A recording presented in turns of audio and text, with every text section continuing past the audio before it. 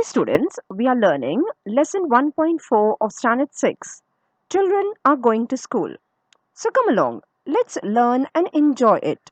This video was made just for you. Do remember to like, share, and subscribe. This poem is an English translation of the Hindi poem Bacche School Ja Rahe Hain by Nida Fazli. The theme or the central idea of the poem is all the elements of nature, namely the sky, sun, wind, trees, flowers, birds, and the smallest of particles, show their respect, love, and happiness to the children going to school. Introduction.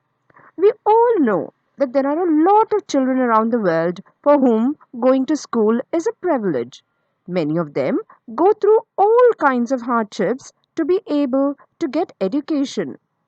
It is a moment of pride and respect to these children. Children are going to school. Morning light spreads over the earth. Once again, the sky bows its head in respect, for children are going to school. We are aware that almost all schools begin early in the morning, and the children have to wake up early to go to school. So, when the morning light spreads over the earth, that is, it is sunrise, once again the sky bows its head in respect because the children are going to school. The sky is showing its love and affection by bowing and welcoming the children who have woken up early and are now on their way to school. A new day means a new beginning and new opportunities to the children who are going to school.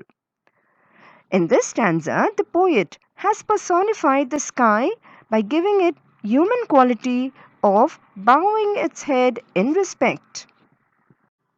The sun, after his morning dip in the river, dressed up in his golden muslin turban, waits and smiles on one side of the road, for children are going to school.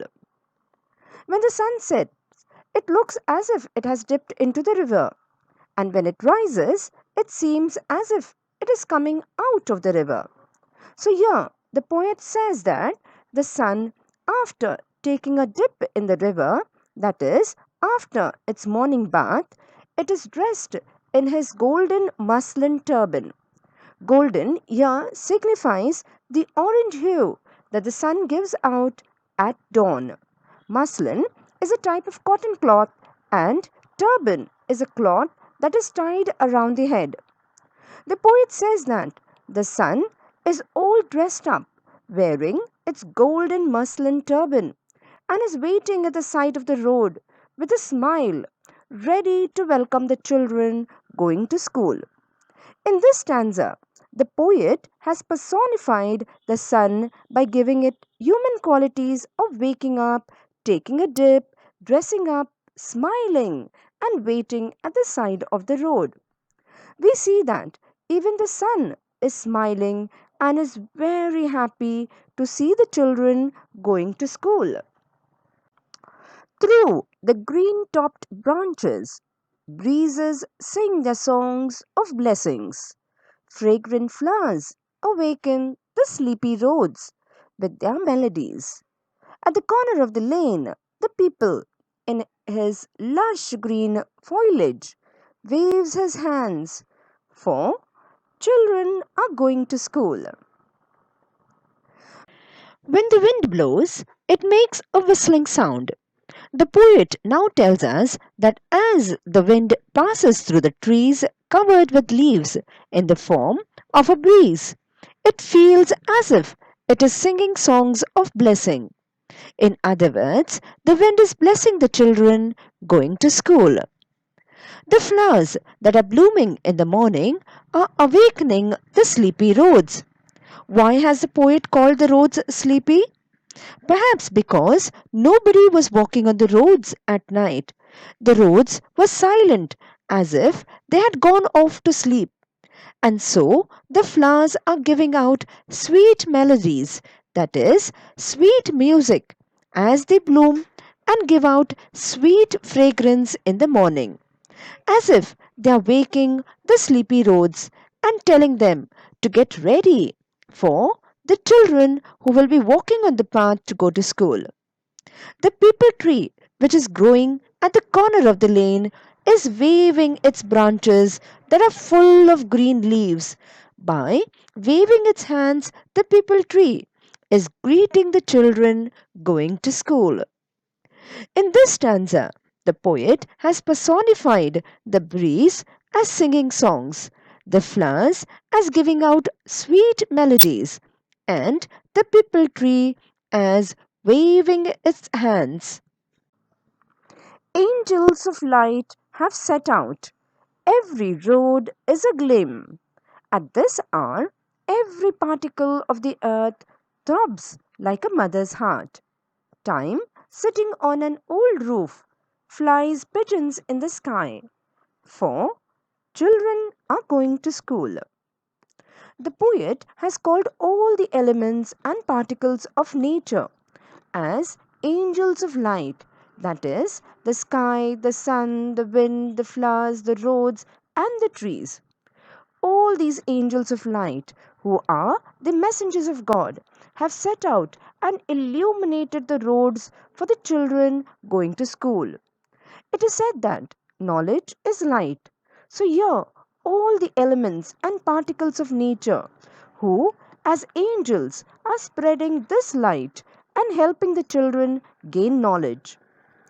The poet further states that at this hour, meaning at the hour when the children are going to school, every particle of nature is throbbing like a mother's heart. What the poet wants to say is just like a mother is always anxious for her children and her heart always beats with love for her children, so also Mother Nature's heart is throbbing with affection to all the children who are going to school. Time has always been there for us. It never dies. That is, it is immortal. It lives forever. Like a grand old man, time sits on the roof, that is, high up, and is ticking happily. We've all heard of the proverb, time is on our side, which means the present time is the right time for all of us, and we should not let it pass in vain. In this poem, the poet says that time is on the children's side, and it is the right time for them to gain knowledge and not let this opportunity pass by.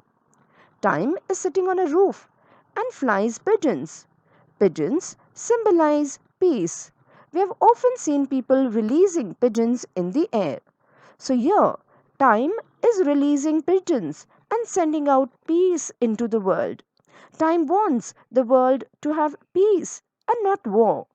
It wants peace and harmony in this world so that the children going to school can learn peacefully without worrying about anything.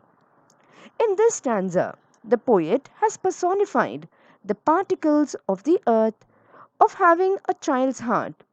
He has personified time as sitting on a roof. So, we can conclude that the earth and all the elements of nature are encouraging the children to go to school, gain great knowledge, and do well in life. I hope you enjoyed the poem. Do solve the exercise given at the end of the poem. To check your answers for the textual exercises and for meaning, summary, and for more free worksheets, please visit our website at www.jkacademypro.com. You'll get the link in the description box below.